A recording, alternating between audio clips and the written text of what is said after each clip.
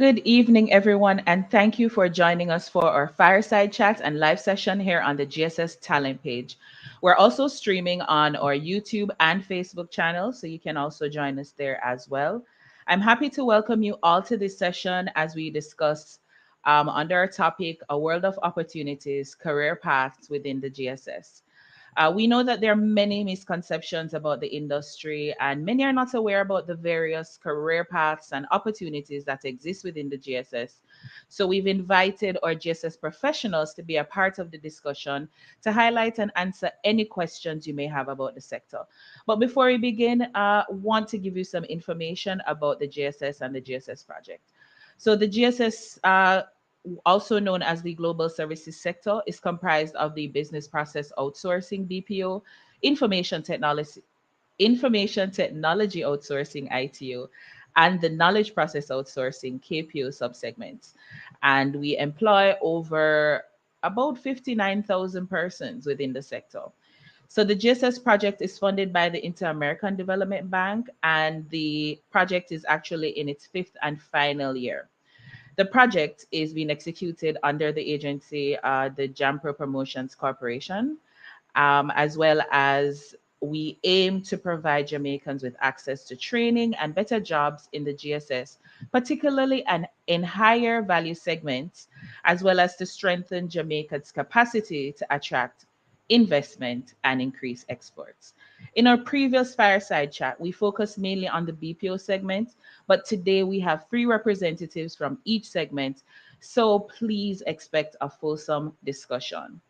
So, here with us, I want to go ahead and invite our guests. So, our first guest is a founding member of two joint venture who set up and launched the first IBEX Global site, and that was in November 2015 in Kingston, and the first VXI Global Solution site in July 2016. She's a seasoned HR professional with about 19 years of experience in design and delivery of leadership development, culture, career management programs, retention, engagement strategies, and facilitated in Guatemala, Jamaica, the United Kingdom, and the United States leadership development workshops and regional development summits. She has done extensive work in professional services, having worked with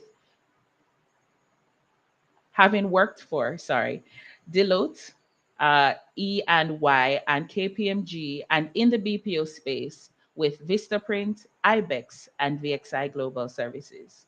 Her desire and career objective are to continue to offer standard and customized solutions to include strategic design, development, delivery, evaluation of leadership, culture, engagement, and retention strategies.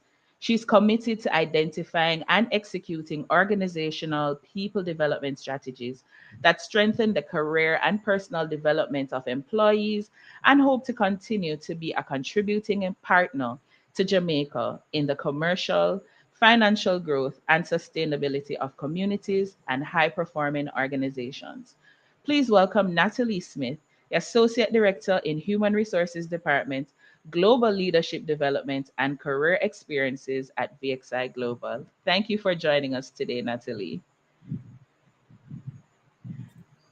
Hello, you're welcome. Thank you. I had you all on mute. My apologies. Thank you. That's okay. Being here. Thank you so much.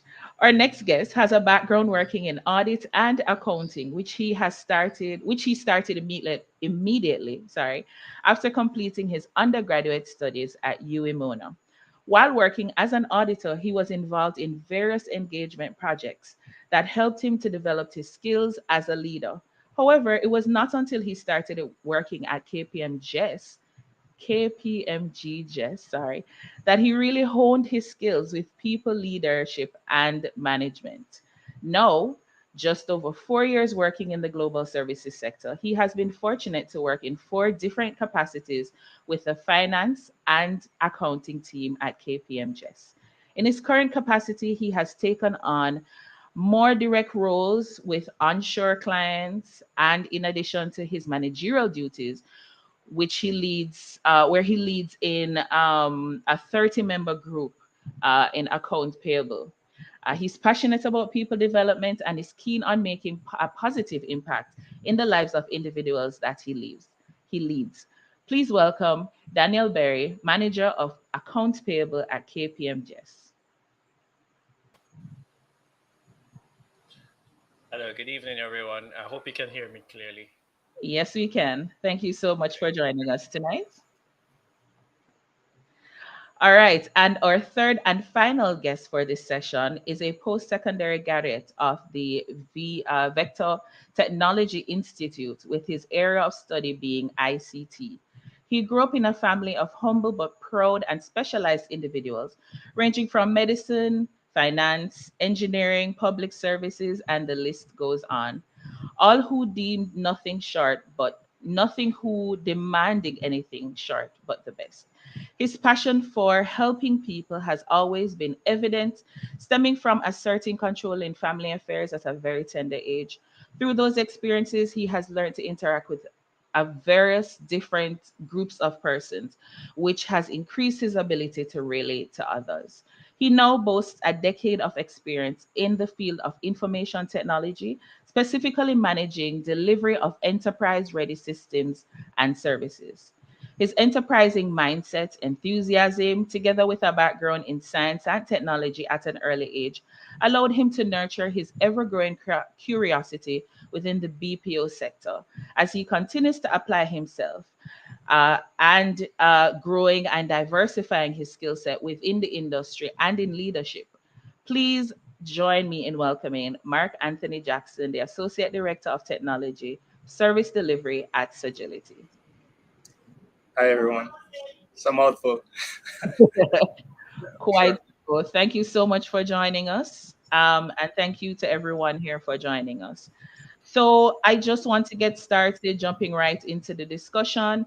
There are various misconceptions about the industry, particularly as it relates to, I know persons thinking that it is a limited career choice and the working conditions can be compared to sweatshops.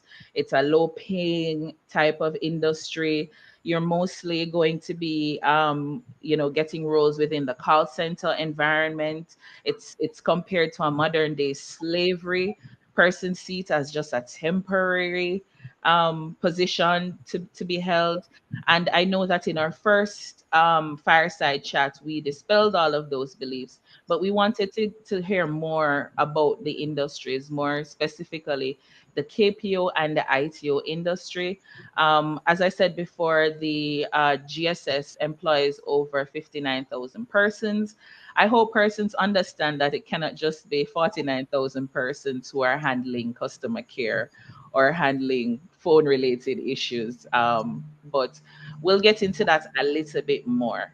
So there are various numbers of job opportunities that are available in the industry. We have our career pathway framework that persons can check out to see a list of all the jobs that are available there. But we have representatives from each sector, so we're going to go ahead and speak to them as it relates to their various roles. All right, so the first question I want to ask our panelists today is there's this notion, as I said, about the careers within the industry, that it's limited, low paying, etc. And based on your experience within the industry, I want to know what your thoughts are on this. I'm going to go ahead and start with Natalie. I want to hear from you first. I want to hear your thoughts about what persons think about these various things about the industry.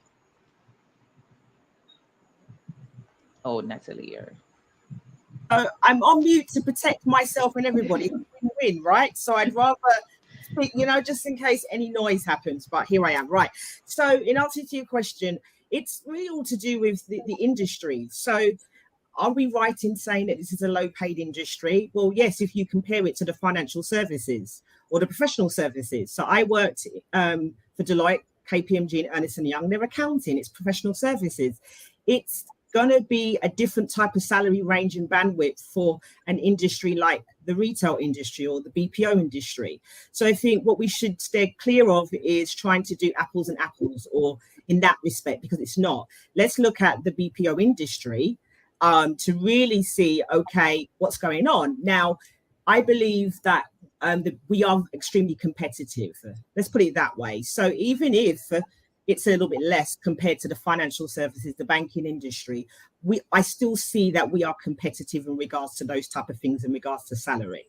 And in relation to just contact center paying roles, well, we want to probably understand a bit more about that because yes, VXI Global Solutions has two call centers, contact centers in Jamaica. They have 13 in the Philippines. We have 2 in Guatemala. We have 7 bricks and mortar in the United States. And then we've just opened India and Egypt this year, and they're call centers.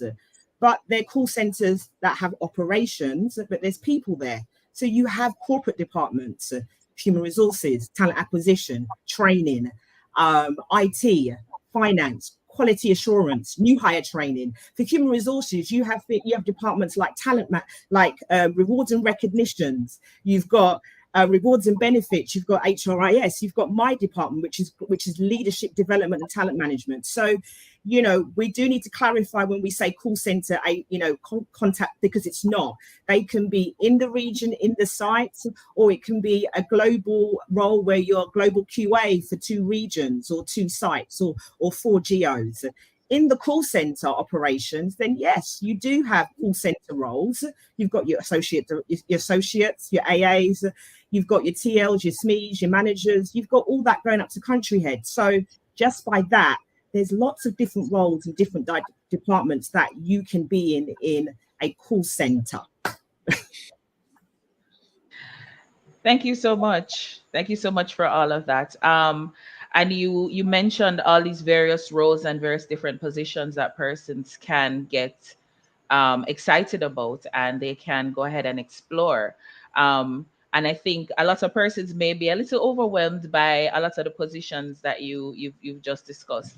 But of course, we're gonna go further into it. But that's fine. That's okay. I'd like to hear from Mark Anthony now. Tell us a little bit about the misconceptions, about what persons think. I'm sure you've had discussions with persons who are not in the industry and they know that you work in the industry and that you've been in the industry for so many years. Tell us a little bit about the misconceptions that persons may have. Well, firstly, thank you for having me here. I think, when I started off in BPO, this was around 2012. I think it's just a case where, similar to what Natalie mentioned, is that the sector is a bit new to Jamaica, though it's been around for probably over a decade. And similar to anything new is, we tend to be a bit apprehensive about it, right? And with that, I think, it basically got a beating from folks who probably didn't really know much about the industry or have never really interacted, in a very lengthy way with somebody from the industry, right? However, as Jamaicans, we're a very proud people. I myself, I kind of shied away initially, from folks, knowing where I worked or, people quote unquote referring to it as a call center. Initially, when I started out, I tried to push more for the term an engagement center, right? Because most people typically just know about our voice services, right? As Natalie mentioned, but of course we have a lot of back office services, right? We had chat, those are things that were revolutionary, I would say, when those were introduced to the sector, right? Now we have, other back office type of tasks that, you don't even need to be on a phone. You don't even need to know how to speak, right? But you're still being productive and you're still contributing to the sector. So yes, there are specialized roles within the sector. I think the initial misconception was that, one, there was not any room or accommodations for folks with a specialty. Say if you did HR, IT, finance, whichever the case. And secondly, I think there was some assumption that the folks who are in the sector, regardless of who you are, that you're undereducated, right? Or that you don't have the expertise nor the aptitude to do something that is seen as valuable to society, right? And as such, I would think we, as a sector, we got a lot of bad, PR, in the initial stint of things. But I think most of the BPOs that I know, especially Sagility, right? I will vouch for my my company here. We do partake in a lot of CSR activities to kind of educate folks, and even help, just to show that it's not only the banks or the other big companies that can help the inner city, or help in different ways in the country of Jamaica, right? But definitely the BPO has a part to play in that area as well. And for me, the BPO has educated me. GSS is definitely a platform that is adding to that education, all right? So definitely there's a lot that the sector can offer and nurture, is what I can say. Yeah. That is correct. I know that when I just started in the industry, I had these misconceptions, not about it being modern day slavery or anything like that, but definitely thinking that only customer service or customer forwarding for facing roles are the only ones that are available. And I was in for the shock of my life, and I was there for 13 years, and I'm so happy that I did it. And as you guys said, it's a wonderful industry to grow in, and everything like that. Thank you so much, Mark. All right, so I'm going to move over to Daniel, who is going to go ahead and tell us a little bit about the KPO space, and are there any misconceptions being a part of the GSS in the KPO space? Hi, good evening again, everyone. So I tend to agree with Natalie and Mark Anthony when they both shared that within our space there is this general misconception that when we talk about GSS and the BPO sector, it's just call centers and it's low paying, and that's not the case generally, right? I know personally in my experience, the junior amongst our panel here, because I've only been in the sector 4 years. I think the opportunities are endless, right? And sometimes it takes being in the environment to truly appreciate the different opportunities that exist. So we are really speaking from an internal perspective. So we kind of know the different things that happens within the sector. Not quite so for persons who are on the outside looking in. And I get the idea that sometimes you spend so many years at university to just go into a low paying job, which for some persons who they would have accessed loans to attend schools, then to go into a job where you're not able to service those loans. So I get the general fear. However, I think because of what we have pushed in the wider society for a long time, that kind of contributed to the misconceptions that exist now. I know for myself, and as Luana would have mentioned in my introduction, I come from an auditing and accounting background. And when I started with my company, my current company, KPMG Jess, uh, of course, I was a bit apprehensive as any other person. But as I grew into the environment and I came into the environment and I got an understanding of what we do and why we do what we do, I gained a different appreciation for it, right? And so this notion that the global services sector is just call centers is that's not the case. I will say the opportunities are boundless, and there are many opportunities to earn a livable wage. And I'll agree with Natalie when she says that the salaries are competitive, and there are high paying roles that exist in the GSS sector, right? But it takes the determination and the grit, putting in the hard work as you would in any other environment, right? So I think it's just very important to ensure that we dispel those notions that GSS is just call center and that it's low paying. That is not the case, and that has not been my experience. And I can speak for my company, as Mark Anthony spoke for his company. I am not the exception when I talk about growth within the GSX sector. Sorry, I am not the exception in that I've seen it time and time again with other persons. So I'll tend to agree with my fellow panelists in agreeing that there are boundless opportunities, and it's not quite as persons make it out to be. Thank you so much, Daniel.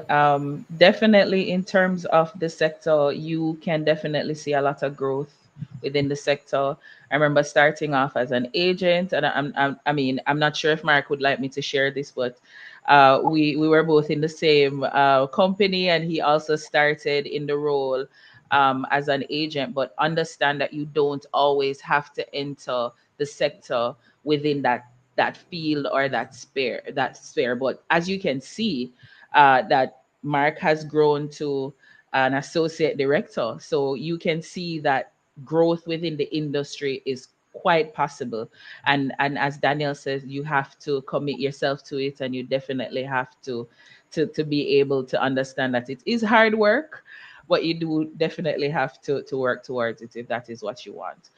All right. So my next question for you guys, Natalie, I know you mentioned a lot of roles when we were going through it. So I want you to kind of break down a few of the roles that persons would not expect to hear or see within a BPO space. I know you spoke about leadership. Um, I think you said leadership training, and you spoke about you gave us some acronyms. I heard like an HSI or something like that. I mean, I might be wrong, All right. but Well, I'd so love I, to hear more about so it. I will also apologize for that. I was trying to really think about the amount of time that I have to speak. So yeah, I may have just kind of just flowed and overwhelmed when I was talking with my acronyms. So just some of the roles. So for VXI Global Solutions, as I said, we're a global organization. We're in 6 regions. And in Jamaica, we are VXI Jamaica Limited, but we are part of a global organization. That's just the title from a legal perspective, right? And so in VXI Jamaica, which, you know, I'm based in VXI Jamaica. Originally, my role was Director of Human Resources to launch the first site for VXI as a joint venture. Okay. And then I had all the departments, you know, reporting into me from a support perspective: TA, talent acquisition, human resources, executive administration, and training, not leadership development, because we never had that in the in VXI. Anyway, let's just fast forwarding to give it context. But in my role, I then went into a global role once the joint venture came to an end and we fully became VXI Global Solutions. So I decided to stay. And I went into this newly created team called Global Leadership Development Organizational Effectiveness. And the vision by the COO, who sat down with me and spoke about it, was that these departments, these teams would support the regions when we're growing from those function disciplines. So it's leadership development, organizational effectiveness, effective communication. Let me be very clear. I am nothing to do with new hire training. That's not my role. I'm in human resources. So the services initiatives that we do, training department who trains the new hires, they would go on that, right? So the role evolved by what I was doing. I expanded into, I was in Jamaica first doing Jamaica work, and then Guatemala work, because we launched Guatemala, and I got more involved in the United States. And then we needed more people. I needed headcount. I needed more support and help. So I grew a global team in Jamaica. And so I was, and one of the persons that I hired in 2021, because I needed to expand the headcount, because I was going to head up leadership development for the United States and nearshore. So even though we were based in Jamaica, we do work across the regions. And now I'm in a global team. We do it for 6 regions. So there was an agent in 2021. Her name is Denise. And she was an agent, and I was sourcing because I was growing the headcount in Guatemala and Jamaica, and I was struggling. And the country head has said to me, well, I just had a focus group, and this lady highly energized, committed, engaged, talking, articulate, all those wonderful things. And so he said, what do you think about interviewing her? So I put her in the recruitment selection process, and I went through the interview process with her. She was amazing. I don't want to go into a lot of detail, but I would just say that she was an all-star and just aligned in a lot of things that she shouldn't really know yet, but she's proactively gone out and looked at her life and training and commitment to, and at the time she was facilitating virtually new hire agents in Guatemala. And so she hired her into my team as a learning specialist for the United States and nearshore. And then the following year, we went for a reorg where we became a global leadership and development career management team. My boss is in the Philippines, and we've got teams in Guatemala, Jamaica, the United States, and the Philippines. The end of last year, she got promoted to a senior learning and development specialist now for global. So she's looking at 6 regions, doing facilitation, training, workshop enrollment, all those wonderful jazzes. Remember, she's come from an agent, and then unfortunately she's leaving in a couple of weeks' time. But she's leaving not to go to a BPO. She's going to a US-based company that has a company out here or sites or whatever. I don't know what it is, but US-based company, and she's going to be the facilitator. And in leadership development and all career management. So I share this, and I apologize for going over a little bit, but I share this because it's a multitude of things in regards to there are different departments that are in BPOs. There are some BPOs where if you work like I did, my love for Jamaica and the things that I do, I was able to show global, the headquarters in LA, there's things that we can do in Jamaica. And now the global team, or the US and nearshore team, started in within Jamaica. And she came from an agent, transitioned to human resources development, got promoted, and then now she's going to another company which is not a BPO. So I'm sharing this because our skills in the BPO GSS is transferable skills, but also you absolutely can have a job applying as an agent or working in ops, and then you can go across different departments, because when we post jobs, it's internal and external. It's just whether or not you're committed, whether you're mature enough, whether you really want it, or you're just trying to think, oh, I can just do this and then I'll get to here in 6 weeks' time. No, you have to put in the work. And we have that in Jamaica because we're strong. And we don't, and I just sometimes think we should stop focusing on the things that we can't do and the things that you're struggling with, or it's not fair, and actually focus on the things that actually you can embrace and that can give you all of your potential. Because this lady, I'm devastated that she's leaving, but it's about we gave her the career, livelihood, and future with VXI. And for me, it's not just about the company that you work for. What are we doing as stewards and leaders and creating careers, livelihoods, and futures for us as Jamaicans to be able to go to different industries and to transition to different sectors? So that, I'm sorry, I apologize for that. I just wanted to cover several multitudes around the misconceptions of the BPO or GSSS. Thank you so much. Yes. So pretty much, I love the fact that you highlight that somebody started at ground level and was able to work herself up so far to the point where she's now attractive to others within other spaces and other industries. So thank you so much for that information. All right. So my question now is for Danielle. In terms of transitioning, would you say that you came in at ground level at KPM GGS, or is it a situation that you came in at middle management? Could you give us kind of a little background as to how you transitioned into the GSS sector? Okay, certainly. All right. So again, I have an auditing and accounting background, right? So right out of university, I went to a small audit firm, and I spent about 3 years there. Much of what I was doing, I had become familiar with the work, and the type of person that I am, when it gets to a point where I feel like I'm not growing, it bothers me, right? And so this opportunity with KPMG just wasn't necessarily one that I went looking for. Technically, I was recruited, but I was at that point where I was already I had decided that I was going to begin looking for something else. And what I was looking for was within another audit firm, a much larger one, and I applied for that audit position that was open. A few weeks later, the audit firm, they called me back. We did an interview, and I was successful for the role. While that was happening, my current firm, KPMG, just they were recruiting me at the same time. So I did a telephone conversation just to kind of get an idea of what it was about. And then I went in and I met with the recruiters. And when we spoke, I was really impressed with the prospects, I would say, in terms of what I would be doing. And though I had that audit and accounting background, I really was at the point where I was thinking in my mind, do I really want to continue along this path? Is it something that I see myself doing long term? And so, even though I applied for that auditing role and was successful, I decided to go with something that was kind of not so familiar with me. And so I accepted the role with KPMG just. And I started as a senior officer. Now, this was around 4 years ago.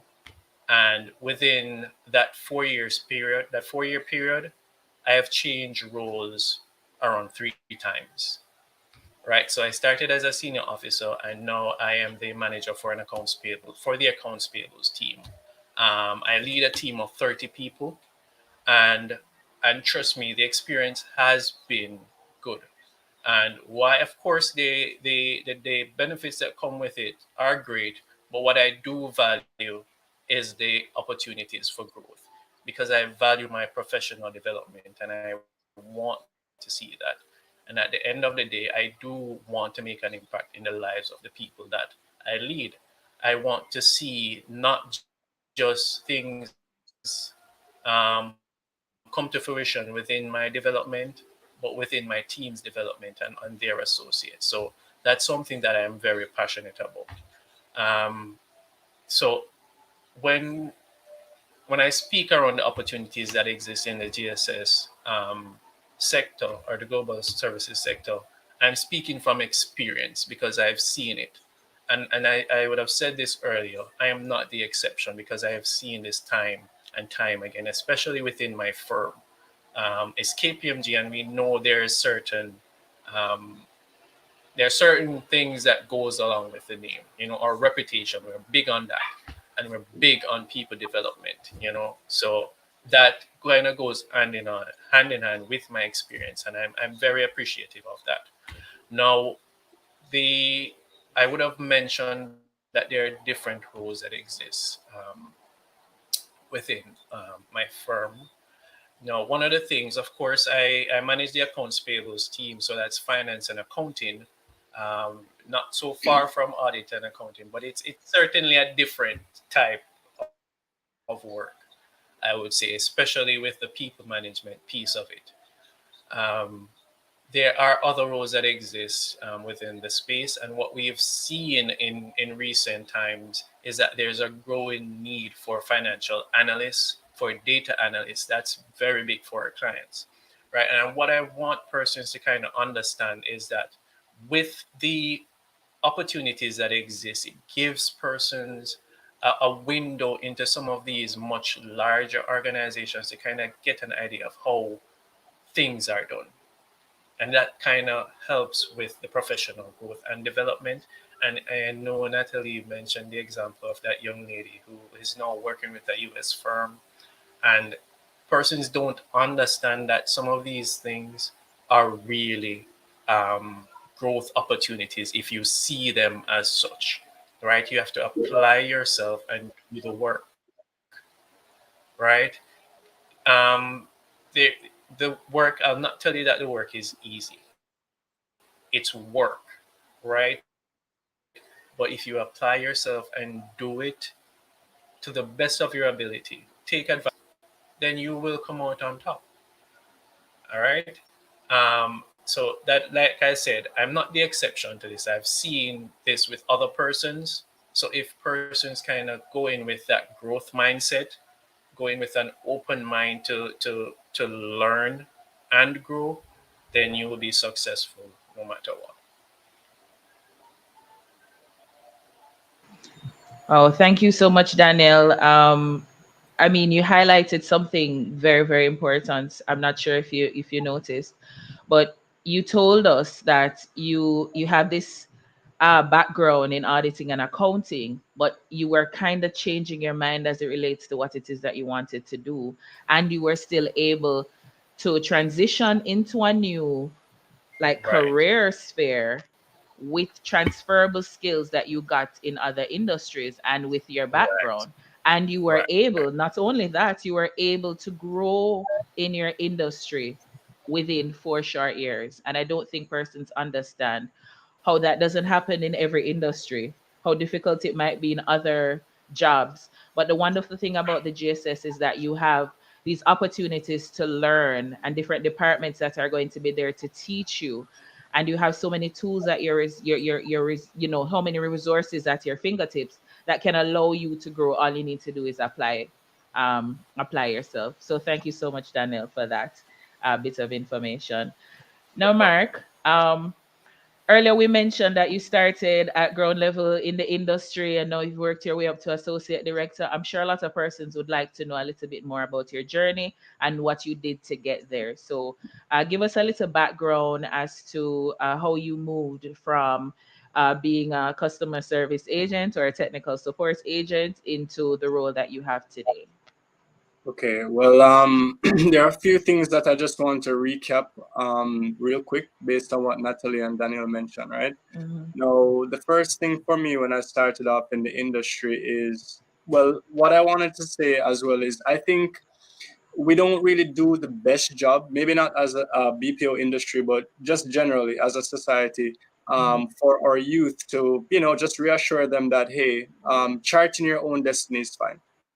Like going on your own path is completely fine.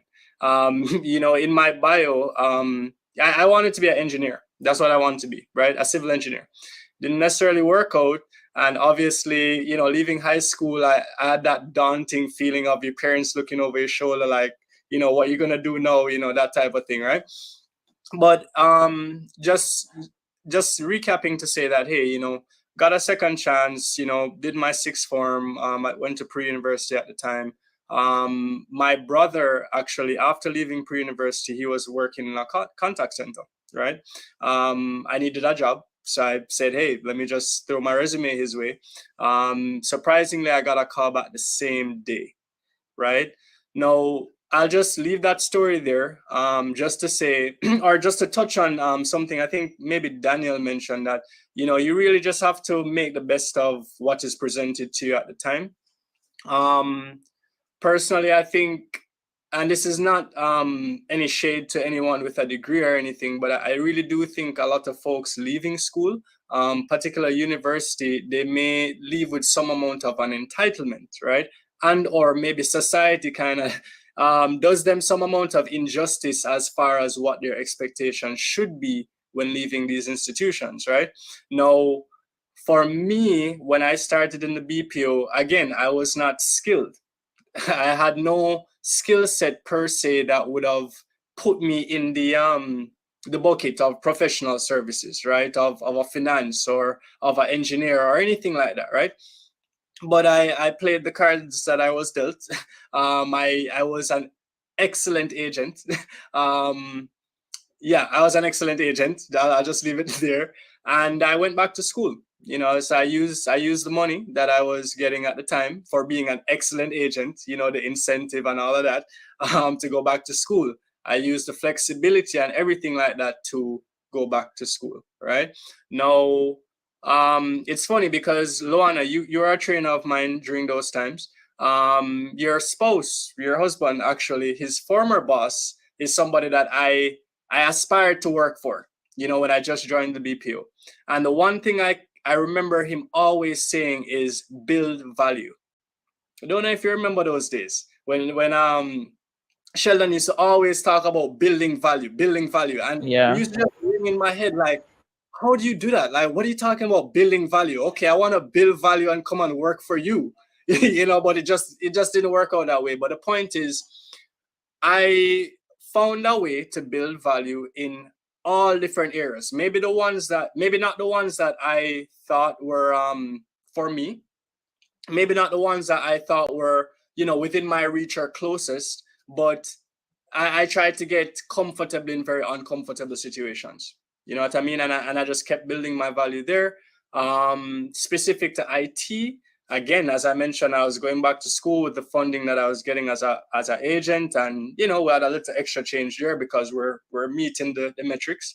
And I remember applying for IT within my company the first time there was a vacancy, and I didn't get through.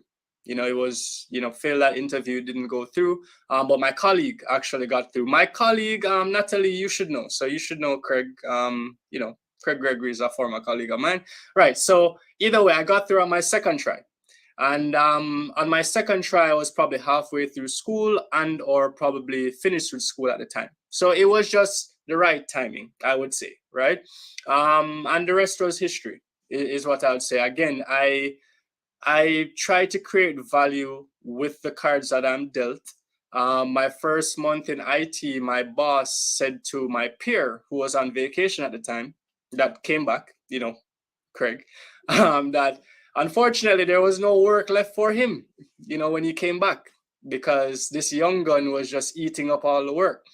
So I only give those examples to say this: try to make the best of what you have, and try to look beyond what is immediately in front of you. And there's something that you said, Natalie, I believe, which was about just appreciating being a part of something bigger. You understand? Like, I'll be honest in saying that coming up in my career, I realized where my attire has slipped somewhat, right? Because when I was a brand advocate, tie, shirt, everything, long sleeve shirts, tie, everything. You couldn't tell me that I wasn't the director of the company, because I dressed, probably 3 job roles ahead of where I was at the time, right? So again, make the best of the cards that you're dealt. I would say again, to Daniel's point, I'm not the exception. I was inspired by people who I came and saw at the center that was my first center, right? The Baldins, the Danes, you understand? All of these people who are pioneering different technology areas in Jamaica, you understand? Some of them are working for technology manufacturers. Some of them are working for companies who they're the only point of contact in Jamaica for that company.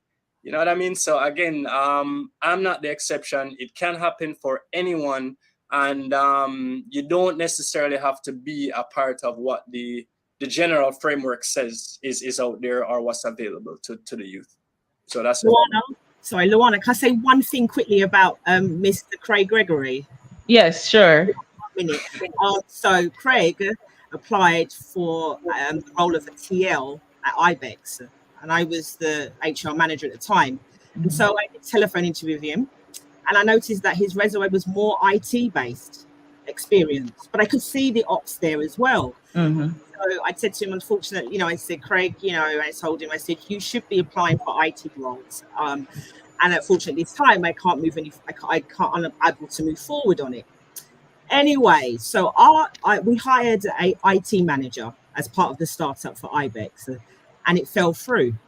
So me and the president of the Excite Jamaica, Jeff Bishop, were in a Chinese restaurant, and that's when he said he got the email or the message saying, I was like, oh my God, yeah, because he was contracting and was going to transition over, but I think he was just hitching because of Digicel. But anyway, that's another story, right? So, oh yeah, and by the way, big up Amar. Hi, Amar. I one of my first hires in IBEX. So I said, look, there's this person I interviewed, Craig, not right for the supervisor, the TL role. But I don't think he's ready for a manager role. But Jeff, I know you really can spot talent, because he spotted talent in me. So I sent him the resume, and the rest is history. Became my head of IT for Jamaica, and then transitioned. So that's just another story. It's a very aggressive. Right. Yeah. That's the wonderful thing about this industry. It's a very small world. A lot of persons know a lot of persons, because we tend to stay in the industry and kind of grow in the industry. So thank you so much for that, and thank you so much for your story, Mark. But it shows us that lifelong learning is important within the industry. And I think a lot of persons have this misconception that persons who are within the industry or who join the industry are persons who are educated or persons who may not have a first degree or anything like that. But it's important that while you're in the industry and trying to grow in the industry, that as Mark did, that every time you earn a bit and you're looking towards that goal that you have or looking towards that career path, that you're able to know decide to yourself that you're going to invest in your education and in your future in order to grow within the industry. So thank you so much for that, Mark. And one thing to note, Lorna, before you move on, the word transferable was used. I think Mm-hmm. Natalie and Daniel. I've only had two jobs in my Wow. life. This Just is the two. second one, right? And I've Wow. only changed jobs to ensure that my skills were transferable. That was the only reason why I changed jobs. And I've never had to change jobs again. All right. Wow. Yeah, so transferable skills are also important. It's important for us to analyze the skills that we do have to see how best it can fit into a role that we're looking at. Daniel did the same thing, and he was able to know make his mark in the industry. Just to point out to persons who are listening or viewers, in terms of what KPO is, it's knowledge process outsourcing. Pretty much what it is that you would need a little higher level of education and analytical skills in order to enter a KPO space. So what you find is that a lot of persons who enter a KPO space tend to be persons who have first degrees in a special area that could be data analytics. It can be marketing. It can be in legal services. So a lot of these areas would be involved in KPO. We had that question, so I wanted to make sure that I clarified that. No, Right. I And wanted to. Yeah, sorry. oh, sorry, I was just going to add a little bit to that, Mm-hmm. because it's more higher complex level work that we're looking at. And I know Right. specifically for APMG, just there are certain roles it requires some amount of. I'm sorry, am I? We're Can hearing you hear me? you. Okay. Yeah. Yeah, it does require some amount of experience as well as a first degree. And one role that I can think of off the top of my head is contract analysis and the support. That would really require some type of legal background to kind of understand the different jargons within reviewing contracts, etc., etc. So when we talk about knowledge process outsourcing, we can link that specifically to that specific role that exists. And we talk, and I would have mentioned data analytics, financial analysts. Those also we look at when we talk about knowledge process outsourcing. Those types of roles that exist within the space. Right. Right.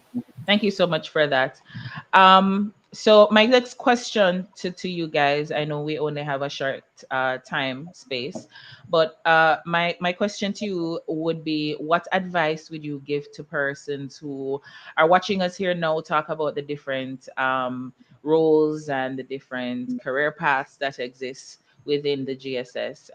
They're looking to move upwards in their organization. Maybe they're already in the GSS space. What advice would you give those persons in terms of the GSS? Let's start with let's start with Daniel. What advice would you give persons? Okay. Um, so, so one of the things that I always encourage my peers and my team is to have that growth mindset. One, and what that says is to not just look at the present situation. Mark Anthony would have spoken about it when he said he was dressing the part for the role that he did not have yet. Right? So when you talk about growth mindset, is looking at where do you see yourself? What are the things that I need to do? Are there things that I'm doing now that is not conducive to where I want to be, or is not in alignment with where I want to be? Then it is going to require some behavior change. If it requires us going back to school, acquiring the necessary education that we need to get to that? Does it mean that we need to look at acquiring different skills, transferable skills that is going to service that role that we're looking at? And to always have that open mind. I think when we close ourselves off to different things, we miss certain opportunities. All right. And so to have that open mind is to always be willing to look at how can I fit in this role? Is there something that I need to do that is going to make me successful in this role? So I always encourage that. Assess behavior, look at the growth mindset, and look at your transferable skills. All right, thank you. Same question for Mark. Um, real quick, I'll just say, please stay informed, right? In my where I'm right now in my career or just generally in life, I do a lot more self-assessment than I do anything. And I really do think that folks, if they do a lot more self-assessment in the early stages, then it will benefit them in the long run, right? So I'll add a bit to that by saying what I normally tell my team is that because we have a like an operations call every morning, right? So they'll have different things that they do, throughout the call. They'll rotate responsibilities on that call and so on. And I always say to them, hey, this one small thing that you're doing right now, just on this call, it could be your full-time job. Simply put, like that one thing that I'm asking you to do, and you're probably just like, the boss is just bothering me about this one thing. It's not really even my primary job. Again, if you get better and better and better at that one small thing, chances are somewhere down the line that could be your full-time job, or you could even be an expert to teach somebody on that thing, right? So yeah, I think that's really it. Never forget to reinvest in yourself, and again, stay aware. Luana, when you were in training, I used to have to come back and give like a word of encouragement to some of the younger guns at the time. And one thing I would have said then, and I'll still say no, don't let your job end at 5 o'clock, right? Especially if you're not really one of those well-off persons, then you need to be putting in extra hours, pretty much, right? So if you leave at 5, or you just go off into your folly at 5, you will never know what you're missing. And we're not talking about work here. We're not talking about somebody, asking you to put in extra hours or be productive or this, that. You just never know what you'll learn. You never know who you'll meet, just because you're sticking to your regiment. All right. So that's my, few words of advice. Thank you. Stay ready. When Stay ready. opportunities come, is either you're ready or not. Stay ready. Yeah. Thank you so much, Mark. That one point that you made about not making it stop or end right at 5 o'clock. I remember those days very quickly. I would say this, that I was interested in other roles within the industry, and I would stay back and kind of sit with persons and kind of find out a little bit about their roles. Initially, I thought I wanted to go in workforce management, but after talking to them, no, it was more quality. So it's very important that we open ourselves and be, as you said, available and ready, because once the position was open, I had already know I had already gotten the information I needed in order to transition to that role. So it's very important that we do that for ourselves. One And the last, same, oh, go ahead. sorry. No, one last thing why I said to stay informed is really that, for instance, business intelligence, or, whatever you call it, right, is a job role. Somewhere on the other side of the world, or maybe somewhere down the hall, somebody calls that job role something else. So I'm come from, you may have gone to school and you studied analytics, and you don't know that, hey, business intelligence is actually somewhere where I could utilize my skill set, right? So again, stay informed. Don't just look at the fancy title, but definitely look at, the roles and responsibilities of that title and see where you can fit in. All right, so that's it. Definitely. Thank you so much. Same question for Natalie. So, Luana, are you referring to growing in your organization or in the BPO or in the GSS BPO space? Well, growing in the space, because we have, BPO, KPO, ITO. I mean, persons can transition. So either. Okay, so well, first things first, it's making sure that you're connected to the GSS Talent Hub to be able to see what jobs and roles are out there available. You've got CaribbeanJobs.com. You can just type in, right, a job, account associate, yeah, team leader, training manager, human resources director, BPO, and it will bring up that. So that's one thing that you can do. Plus, you have social media as well to understand and know what's going on, what roles are being available. I would say if you want to get to know and understand the BPO industry, if this is the first time you're going into the BPO industry, or if you're still in it now, follow the social media and platforms, because I do. Okay, so you get to understand more about the BPO industry, the BPO culture. You get to know, okay, what jobs are coming up.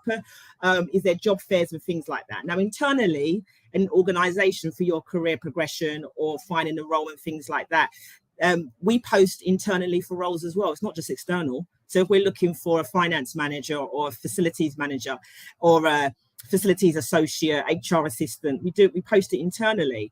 But the most important thing in regards to you wanting to grow in your career and in your development is you need to be competent in the role that you're being paid to do.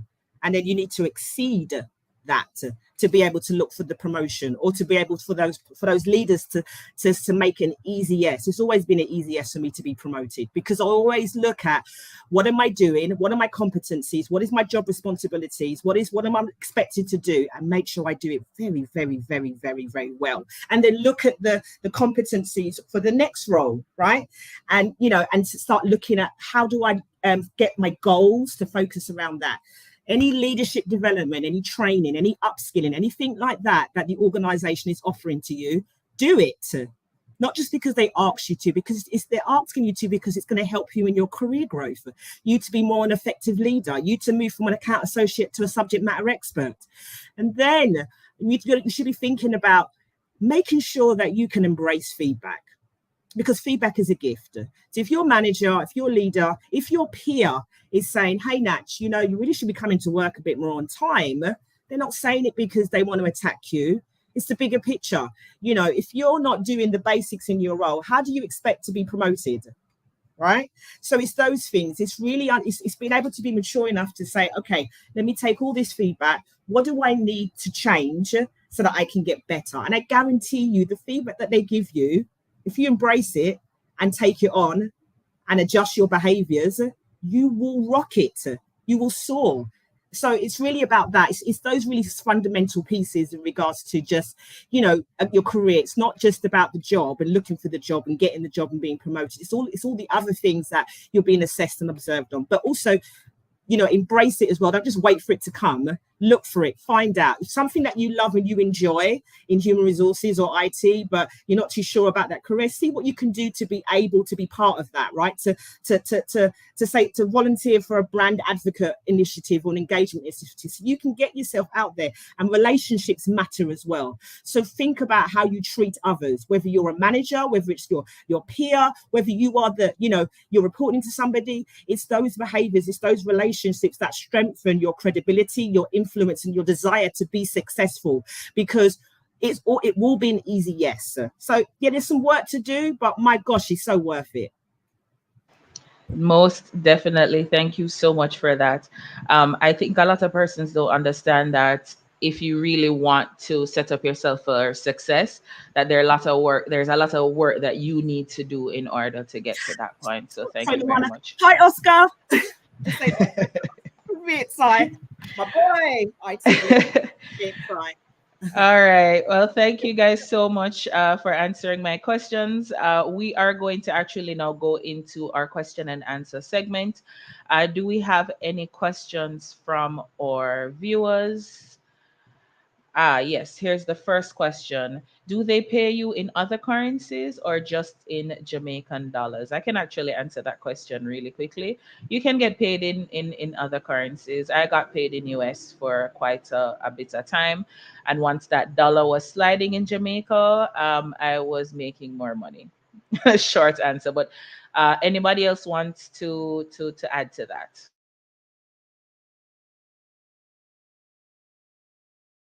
I was just going to say, no, you answered it. Don't focus on the money though. True, don't focus on the money. It's important that we focus on your growth and your knowledge and everything like that. But of course, persons who are working and you really want to know what is available within the industry. But yes, you do and can get paid in other currencies. Do we have any other questions? How do I stay motivated in such a fast-paced industry? Natalie, want to take that question first? Boy, that rough man. That's a great question, because I often do ask myself how when I'm training, traveling and doing and designing or whatever it may be in the work that we do, which typically is facilitating, because the heart of what we do is we share the culture of the organization, the passion for people, the talent management, people strategy. And it can be difficult to keep them motivated, because I'm not an account associate. I don't work in operations. And so the things that we can share is through saying, focus, don't forget your end in mind and your end goal. What's your reason for being there?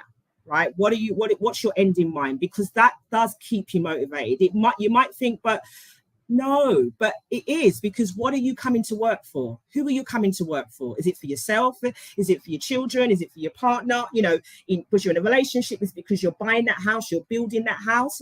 And also it's just thinking about getting involved in the activities, because you're here for quite a long time at work, and to see how you can find that connection, find that thing that you're excited about, what engagement activity is being done. We have a leadership program called the 7 Habits of Highly Effective People that all of our supervisors and above across the regions go on, and it really is around highly effective paradigms and living a highly effective life by staying motivated, for example, by the things that matter most. And that for us is a cultural leadership approach in VXI, because we know it can be difficult, right, to stay motivated. But it's really about thinking, why are you doing this and why are you here? That's it. All right, thank you. Any other any other persons like to respond to that? How do you stay motivated within the industry? No, I think Natalie said it all. She said it perfectly. You All have to right. remember your reason why. Right. I'd say as well, like just on the point of self-evaluation. So maybe you know the reason why. Maybe you have a goal, it's clearly defined and everything, but probably you just like, are like others, maybe you just fall in a slump sometimes, right? You have to understand yourself. You have to know typically what puts you in that frame of mind, and acknowledge when you are in that frame of mind, and possibly what you need to do to exit that frame of mind based on your current situation. So that's it for me. Yeah. Oh, All and right. never to forget, try to find a peer. Everybody has that time when Mhm. they're running a race and boy, they're out of breath. But when they lift their head up and they see the peer running, they get back running, right? So try to have a peer that can keep the pace going with you. Yeah. I like that one. Mentorship is very important, and it keeps us motivated, most definitely. Do we have any other questions? Can I take that? Oh, I was here on mute, so sorry about that. How do I prepare myself for a promotion? Definitely, Mark. Go ahead and take that question. What are some practical things that persons can do to prepare for a promotion? Well, it might not sound so practical, but stay ready. That's one. But just to be very straight, just learn more about the role. You might like the title, but you probably don't really know a lot about the role, right? So try to understand a lot more about the role, the responsibilities, the length and breadth of it before you look at, it glittering and thinking it's gold or it's your gold, right? Yeah. Right. something else I would add in terms of preparing for promotion, definitely look at the next step, the next level, kind of learn from someone who is already in that role also helps as well. Reading the job description for that role and understanding what is involved in that. A lot of persons don't understand that when you get promoted to another level, that might mean more time. That might mean that you have to dedicate more time to work, more time to projects, etc. So I would tell persons to make sure that they do adequate research once they're looking for a promotion. All right. Any other questions? How important are mentors in the industry? Extremely important. Daniel, would you do you have any insight on that? Yeah, I think it's very important because I know for my firm, one of the things that we focus on is, I mean, it's a little bit different, but when we talk about succession planning, and really that is looking at who are the persons who we see are the junior level staff that shows that potential to go higher. And so with that, we kind of identify and try to have one-on-one coaching with those persons, so sort of a mentorship to kind of get them from where they are to the next level. I think it's very important because persons feel a sense of togetherness when there are others who are taking the time to kind of guide them along the step. It feels like it's not just a job, but it's more than that, right? And when I talk about people development, I find that people relate better when they know that you care. And when we talk about mentorship, that's what we're talking about. It's not just looking at um, the work, but looking at developing people. And it takes a little bit more than just doing it for doing its sake. There has to be some amount of commitment and care put into that, because if that is not there, then the end result might not be what you want it to be.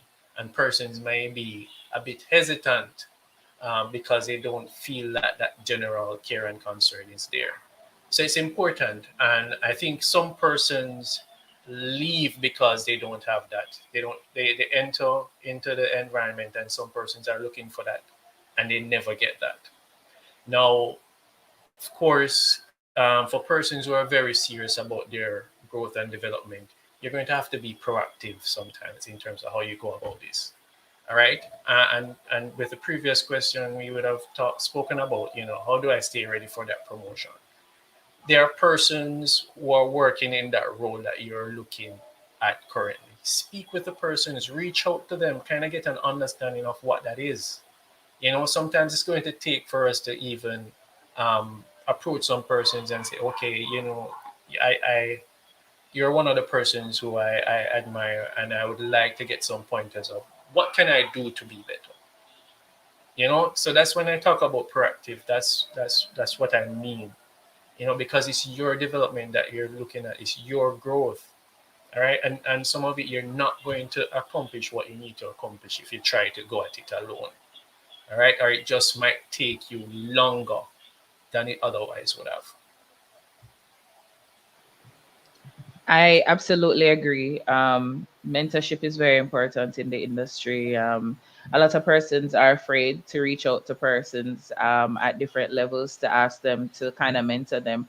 But it's important because sometimes there might be something that you can't get by just reading a job description or kind of speaking to persons about the job. It's important to actually get that information from the person who is actually within that role. So, yeah, thank you so much for that answer, Daniel. Very, very, very important. You can get guidance and it doesn't have to necessarily be from your mentor, by the way. Mhm. But a mentor is important. Get one before they run out. Yes, yes, that's so true. All right, I think we have a next question here. This question, well, it seems for Daniel specifically, is having financial experience needed for currently posted analytical roles, or is having a strong analytical background sufficient?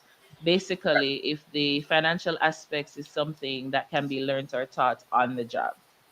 Yeah, so we would have spoken about KPO there. So there are certain entry requirements, right? And those generally, if it's a financial analyst role, it does require some amount of experience. For data analysts, the data mining sort of roles that we look at, for persons who have that strong experience and that adept ability to work in those roles, it's a lot easier, but it does require a person to have some amount of experience, because when we talk about the KPO, we're looking at specialized areas, as I would say.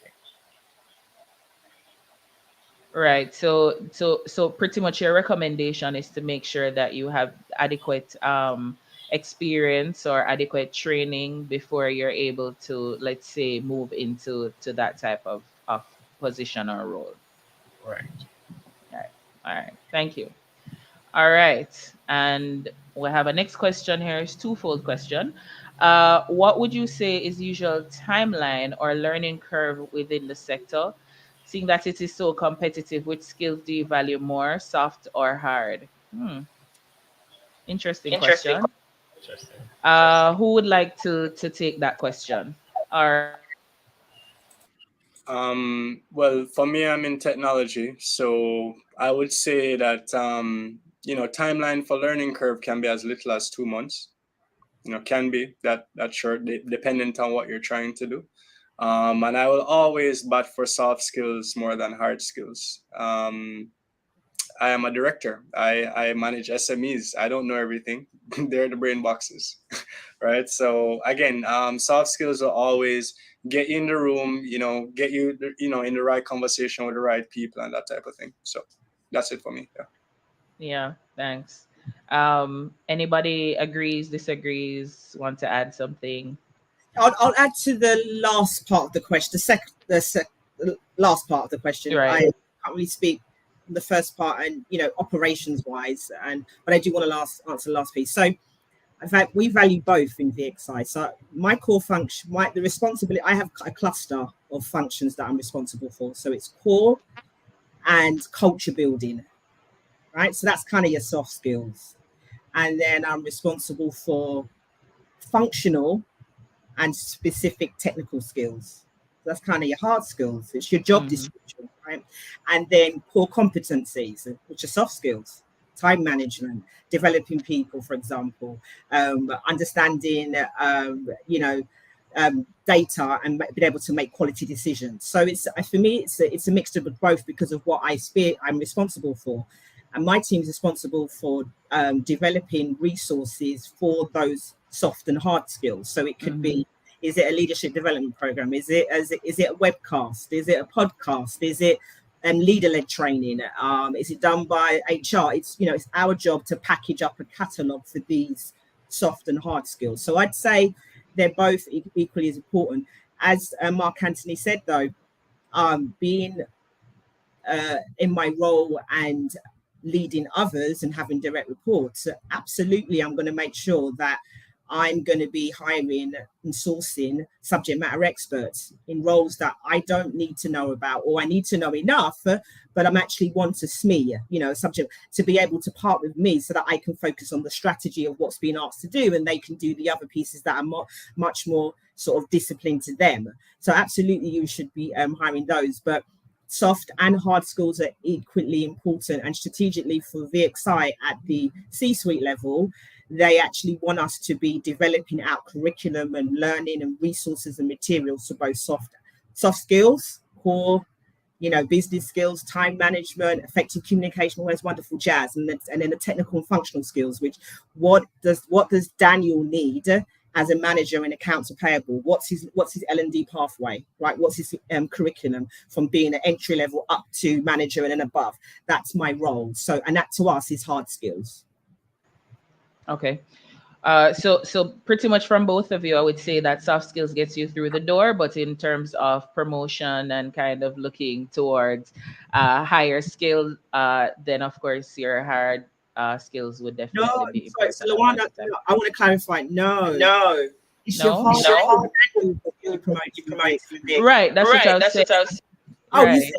you said to get you through the door of the what? The No, to interview. get you right, to get you in the industry or get you in that room where you can actually learn a little bit more about what is needed. Soft skills can get you there, which is I was agreeing with Mark through that. But in terms of if you want to get promoted, if you want to move up in terms of, let's say, in IT or in global human resources, then definitely hard skills would have to be something that you would have to focus on in order to move up the ladder. As Which well is as what your I was soft saying. skills as well, because your soft As skills well as your soft is your skills. leadership stuff. So if even if you are savvy as an IT technician, awesome as an agent, Mm-hmm. if you don't have the propensity for those leadership skills, if you are arrogant, disrespectful, not really good at working with others, that takes into consideration to be promoted, because what you're doing is transitioning that behavior into that role. And even if Correct. you've got the hard skills, you haven't got the soft skills. But then Mm-hmm. conversely, girl, we ain't going to promote you just on your soft skills. You could be That's great right. and working with others and being a great coach and a great mentor, but if can you actually, are you proving in the role and operations that you're hitting your targets and you're exceeding your targets as a team leader to be able to be thinking about an OM? So it's a hybrid of both. The same Right. with your interview. You can't come into the interview with me just with your soft skills or your hard skills, and I will be able to see through it. We need both of them. And that's why in VXI, we want to design and develop people development initiatives for your soft and your hard skill, because we want to hire based on that, no more just based on you being a SME, because you're going to start leading and managing organizations and multiple people like Daniel with plus 30. We need you to know to have the innate ability of the soft skills, as well as wanting to commit to going through the resources and training. So they're both equally important. They really are. Please, All they right. are. Yes, I agree. All right. Thank you so much. I don't think we have any other questions. So we're just going to go and wrap up our discussions. Do we have any final thoughts? Anything that we want to leave our viewers with? Let's start with Mark. Anything you'd like to close the session off with? Um, well, just believe in yourself. Again, even if you're not quite sure of what your path is presently or your path should be, get close to somebody who seems like they're doing it right, and try to see what you can take away, right, and try to see what you can do with the cards that you're dealt, and always help those with whatever little that you can have to offer. That's it from me. All right. Thank you. Natalie, in closing? Oh, can't hear you. As you started the call, it goes back to what you started about the call in regards to the misconceptions around the GSS. And I just want to, one of the questions that I was thinking about was, okay, there's a dispel around that, but there's things that we can do, like you can all do if you're interested. You're going to hear people say stuff about the GSS, the BPO industry, and they might be quite negative. Right, so do your own research. So that's why I'm encouraging you, go on to all of the Sagilities, the HGSs, the Sutherland, the VXI, the IBEX, the Alorica, the StarTech. I can continue the continuum, right, and follow their pages to get to understand if they're having a recruitment fair or there's something happening, an event. Go out and meet and go and see go to the recruitment fair, because what you're going to see is typically how they behave. That gives you an indication of the culture of the organization. Right. And I'm just really saying that just get more balanced opinion. And typically, if you're hearing from people that had a bad experience, seek out people that have had a good experience. Then you can balance out what is truth and what is myth. And at the same time, go and ask those questions to validate or invalidate what you're hearing. Just ask us. I'm sure we'll be happy to answer. That's it. All right. Thank you. And Danielle, last but not least, go ahead. Oh, how do I top that, huh? But Easy, Daniel. but in a sense, I was literally thinking along the same line of what Natalie Oh, said. wicked. Yeah, we're Don't just aligned. believe what you're hearing, what your person say in the wider space. Do your own research. Get it straight from the horse's mouth. If you constantly go for persons with bad experience, then your perception will not change, and you'll miss out on great opportunities. If you're very serious about your professional growth and development, I would say, give the GSS a chance, do your research, and there's a role for everybody. And we're constantly seeking, you know, um, we're constantly seeking persons with the necessary experience and skills to do the necessary work because the opportunities are here. And I think All that's all. right. All right. Thank you so much.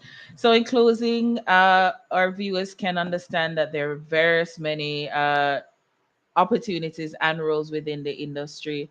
The misconceptions are not as they seem. Do not listen to what persons are saying. Do not listen to the noise. Do your research, go to the fairs, follow the social media pages. You can also follow us, the GSS Project, and you can learn a lot more about the opportunities that are within the industry. So thank you so much to our panelists, Natalie, Daniel, Mark, Anthony. Thank you guys so much for joining us this evening as we discuss our topic of a world of opportunities within the GSS, the career pathways that exist. So, in closing, I will go ahead and tell us a little bit about our social media pages.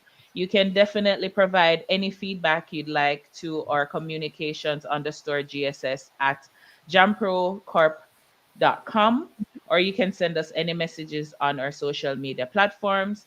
You can also follow us on our GSS Talent Hub on LinkedIn, and you can get information about industry job boards, career resources such as videos, blogs, infographics that can help you to prepare for or to grow in your various careers. And of course, we have a list of recommended courses on the GSS Talent Hub. Please remember to go ahead and check out our GSS Career Pathway Framework at mygsscareerpathway.gov.jm. You can learn more about the careers that are within the GSS. You can complete a self assessment known as the RISIC self assessment test, and that can help you to figure out what the best fit within the industry would look like based on your personality, as well as you can speak to a career advisor one on one for guidance. You can follow us on social media, as I said before, Global Services Sector Jamaica on Facebook and LinkedIn and on YouTube. And on Instagram, we're at GSS Jamaica, and on Twitter, we're at GSS Jamaica 1. Please share a link to this session to your friends and family. You can let us know what you've thought about the session. And as I said, a big thank you to our guests. Please stay tuned to our GSS Talent Hub and our social media pages for more updates and more sessions like this. Thank you guys for tuning in, and you guys have a great evening. Bye Thank bye. you. Thank you, Have a Lavana. Thank you, Tanay. Bye, everybody. Thank Keep up you. the good Bye work. bye. Thanks Bye. again. Bye, Bye, everyone. Mark.